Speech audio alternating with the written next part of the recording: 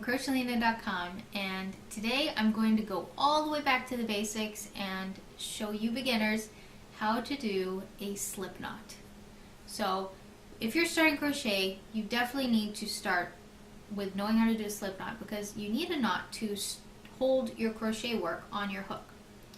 And the knot is going to have a loop at the top where your hook fits through, and it's going to be the base of every project that you will ever do. Now there are two knots. There's a slip knot and a magic circle. And I'm going to show you how to do a slip knot, which is used like 90% of the time. So you'll be well on your way how to get started. And then the second knot I will tell you about in the next video. There are many ways to do a slip knot that's been posted on YouTube, and I think that my way is the fastest, quickest, and easiest way. I could be biased, but it's the way I do it. And the way I do my magic circle knot, which is the other knot, is almost exactly the way I do my slip knot. So you'll be well on your way of learning how to do the other knot. Let's get started.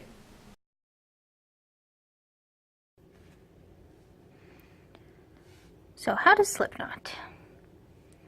You're going to hold your yarn end with these two fingers, and then we're going to wrap our yarn around your index finger one time.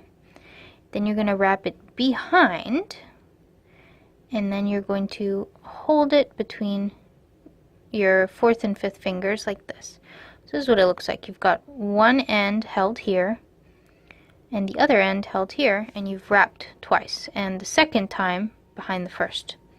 So now what we're going to do is we're going to take this first loop and pull it behind the second, and then we're going to pick up that loop that's now in front and take it off our finger, and there is your loop for your hook. And what's special about a slip knot is if you pull on your yarn, it tightens the loop, and if you pull on the end, it loosens it, so it slips. So that's how you do it, and I'm going to show you one more time. So between your first and third finger, you're going to hold the yarn end. Then you're going to wrap once, and most importantly, wrap behind the second time. Then hold your yarn in place so it's easier, and then you're going to pull the front loop behind the back loop, and then you're going to pull the loop that's now in front out and off your finger,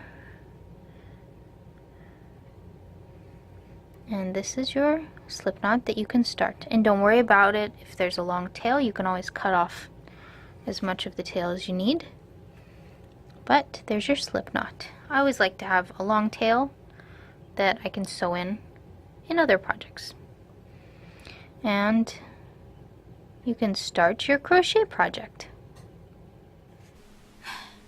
I hope you enjoyed this video tutorial and you know how to do a slip knot and you're ready to start crocheting.